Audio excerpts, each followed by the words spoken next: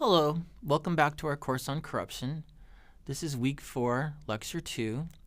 And today we're going to talk about control of corruption by business firms.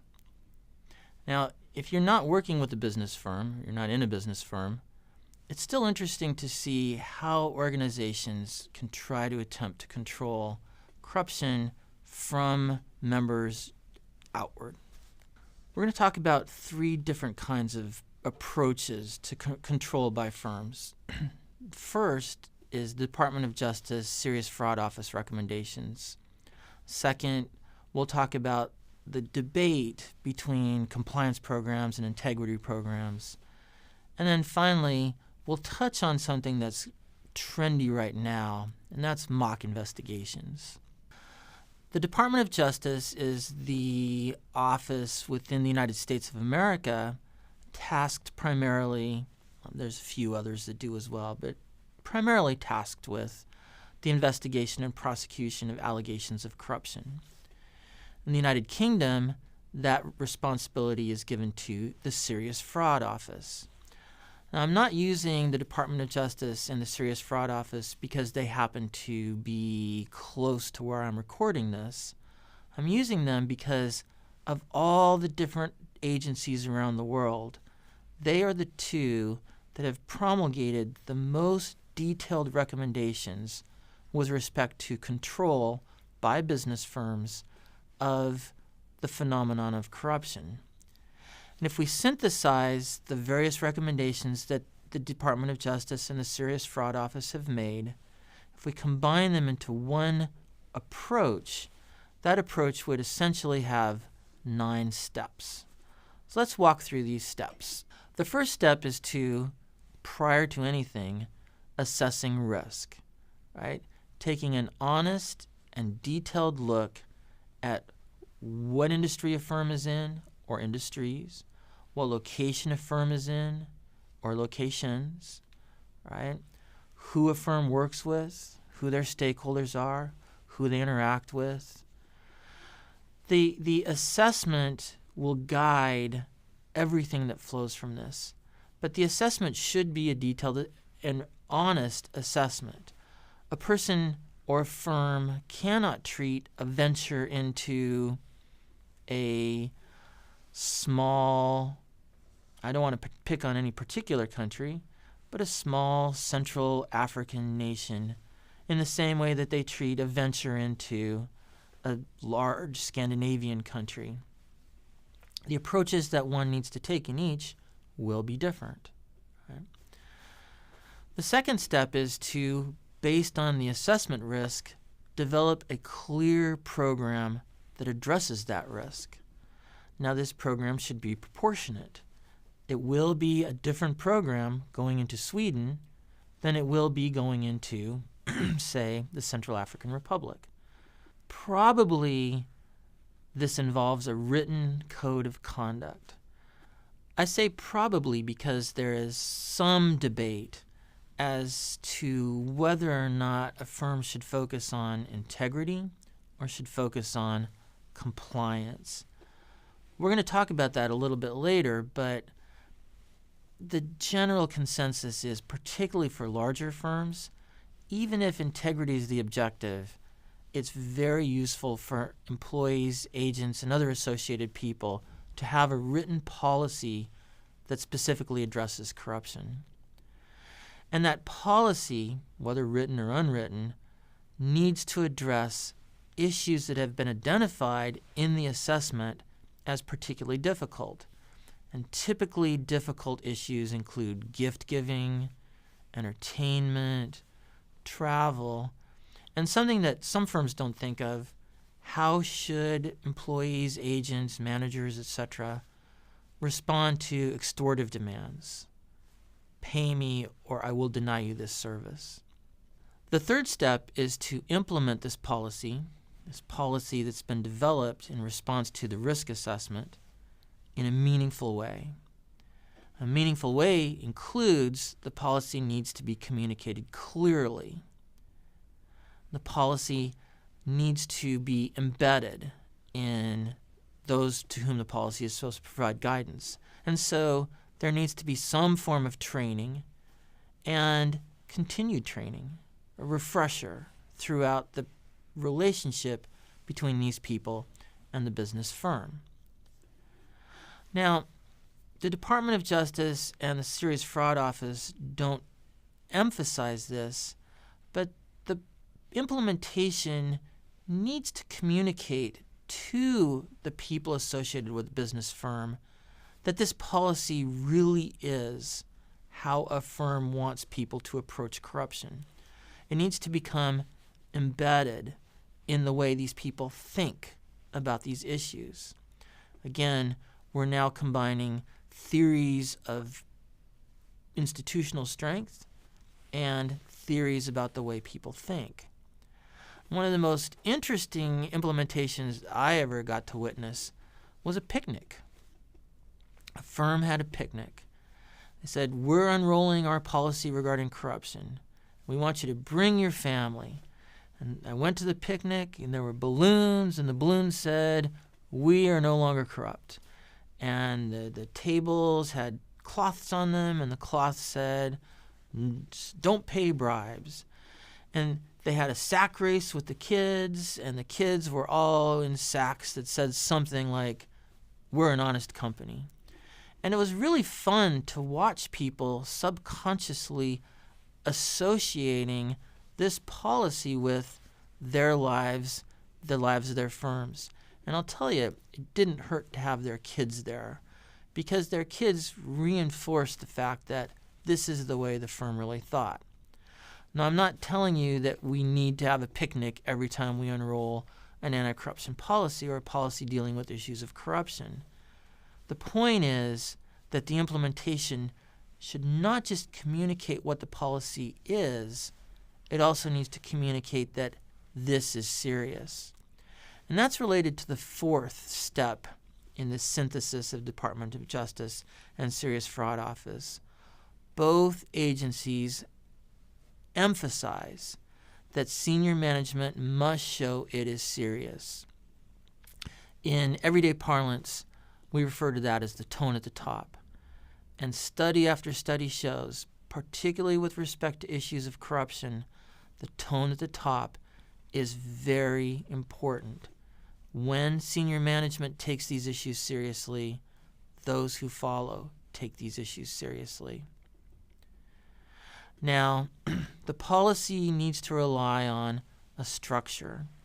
And what the Department of Justice and the Serious Fraud Office recommend is that a clearly identified person or people be responsible for controlling corruption. And different firms have taken different approaches to this, but it certainly sends a message when the people who are responsible for corruption report directly to the Chief Executive Office or the President's office, rather than working their way through a bureaucracy to be heard on these particular issues. It's very helpful if there's a mechanism for people to ask questions, because no matter how careful we are in creating our rules, particularly with a large organization, the rules will not cover every situation that people encounter. If they can ask questions, they're more likely to comply with these rules. They're more likely to fulfill the spirit in which these rules are written than if they're left to their own devices. Similarly, there needs to be a clear and unpunished mechanism for reporting violations. We can't have independent monitors everywhere. If general people, if the people who work with, who manage a firm, can freely report without repercussion the activities of others that endanger the firm, then they are far, far, far more likely to do so, and it is far easier for a firm to catch these behaviors before they become potentially disastrous for the firm. And both the Department of Justice and the Serious Fraud Office recommend clear procedures for dealing with violations. What you want to avoid in any organization, business or otherwise, is spending so much time dealing with how to deal with an issue. We want to avoid people being able to say, justifiably, You didn't tell me this. This wasn't clear. I don't know about this. It's much easier and much more effective to design the mechanism for dealing with violations before those violations occur. Due diligence. Large organizations, large businesses in particular, are very dynamic, constantly changing, constantly going into new relationships, new industries, new regions.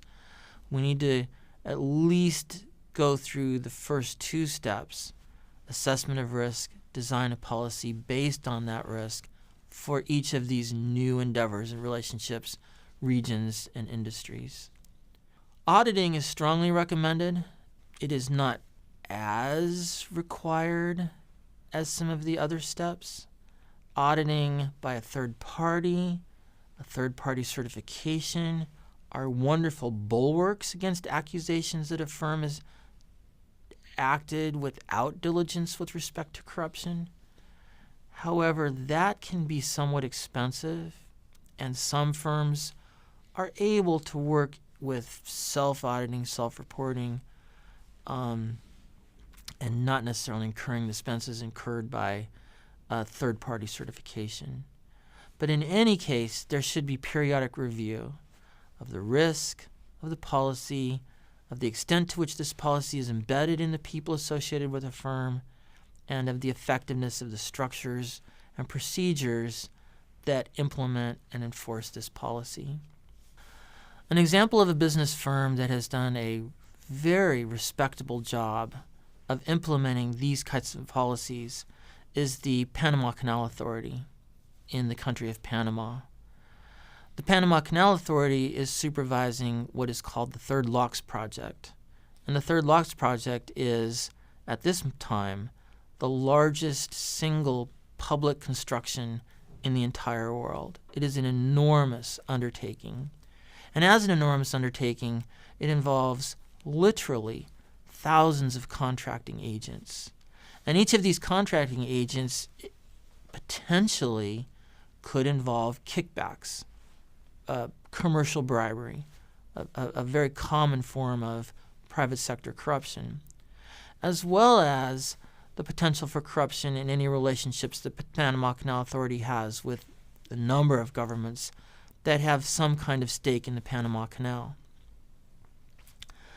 Now, no business is perfect, but the Panama Canal Authority has done an incredible, and that's the only word I can think of, an incredible job of controlling these thousands of potential areas and interactions in which corruption could occur. And they did so by very conscientiously assessing the risk attendant to a large construction project such as the Third Locks Project, by developing a very clear policy and articulating that policy, and by very carefully educating, training, embedding within the thousands of people involved in this project, including suppliers, subcontractors, other construction firms, and then by having a very clearly articulated mechanism for dealing with any questions, concerns, or issues that arose with respect to potential issues of corruption. It can be done, and it can be done on very large scales. There is a debate both in the academic literature and, more importantly, in the field as to whether or not the kind of structures I just described really work, or if instead a firm should look to norms. And this debate is often called the debate between compliance and integrity. Now, rules that dictate action are wonderful. They're clear, they're accessible. The problem with rules that dictate action is they're finite. They're limited to the words that spell out these rules. And human behavior and business endeavors are, in a sense, infinite. There's always something new that comes up. That means that rules themselves cannot govern all of the behaviors that people and business firms are going to undertake and going to encounter. And so a suggestion is, rather than spell out rules, spell out norms. This is how we want you to behave. This is our objective. This is the spirit of our organization. This is the soul of our firm. The problem, of course, with norms is that they don't necessarily provide the clearest guidance to a person who's in an ambiguous situation or who's in a new situation that wasn't necessarily anticipated when those norms were generated and articulated. Right? And so in the real world, what we usually see is a synthesis of the two. But clearly integrity is very important. And clearly having some sort of guiding spirit is going to be very useful to people in the field who encounter new situations that the rules do not cover.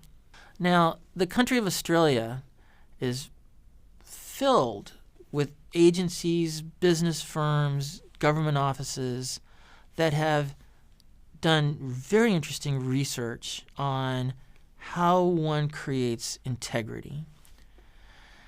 If we synthesize some of the things that these Australian agencies have found, we can get some guidelines for how to create integrity in an organization. And once again, the most important guideline is ethical leadership, right? The tone at the top. But here it's particularly important because we're trying to convey without finite articulated words how people should behave. And in the case of integrity, we can convey that through example. So an ethical leader leads by example. In the case of corruption, the example instructs those who follow how to behave. That's buttressed by active management and supervision. A hands-off manager is less likely to be able to imbue in those who that manager manages an understanding of how to deal with corruption. An ethical workplace, a place with integrity, is also made more feasible by employing the right people. Right? We sometimes are very teleological in the skill set that we want to bring into our workplace. We want the best math person. We want the person who is the best proofreader.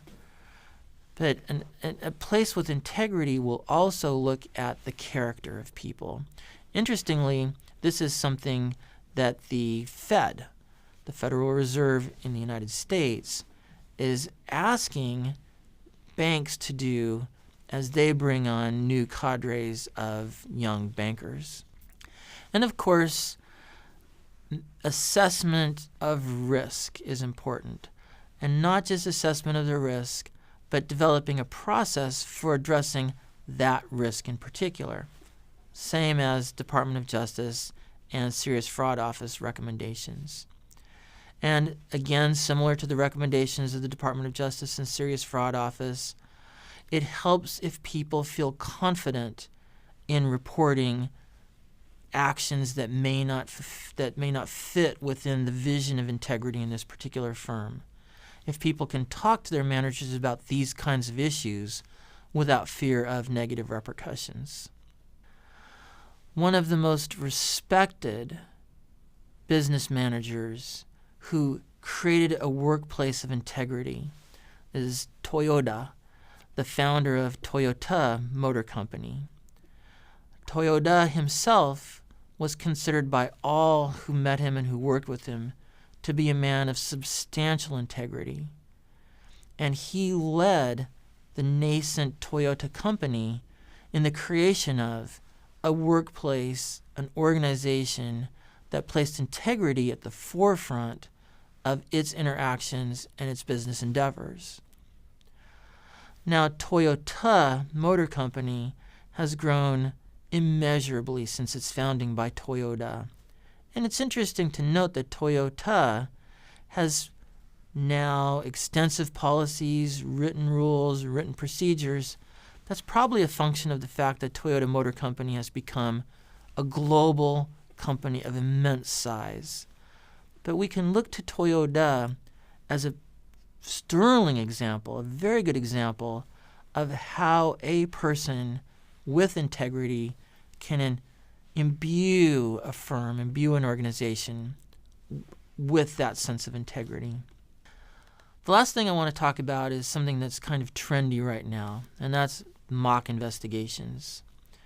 A number of business firms consider it to be to their advantage to have pretend investigations into offices, bureaucrats, divisions, subdivisions, with an aim of finding whether or not there is corruption. It sounds good, and I'm sure iterations of this type of activity will continue for decades. But I want to point out a couple of problems. Research into these kinds of activities, these mock investigations, and some of the best research that's been done has been done in Canada, has found that rather than teaching people how to avoid these behaviors, corrupt behaviors, it actually teaches people how to avoid detection of these behaviors, right? People learn to not be explicit about corrupt activities in their email to one another. People learn to use code words. It becomes almost a game, right? There's a mock investigation, so there's no serious repercussions. And how can I fool them? How can I avoid their detection of any activities I'm engaged in? So rather than mock investigations, research suggests that it's actually beneficial to use mock audits, right? So this isn't the official audit that will be released as a report to stakeholders. Rather, it's an exercise in an audit. And better than a mock audit is a self-audit, an audit that is real. It's an audit that's actually trying to find out, not for communication to stakeholders, but instead as an exercise in self-diligence, whether or not there are activities that raise questions.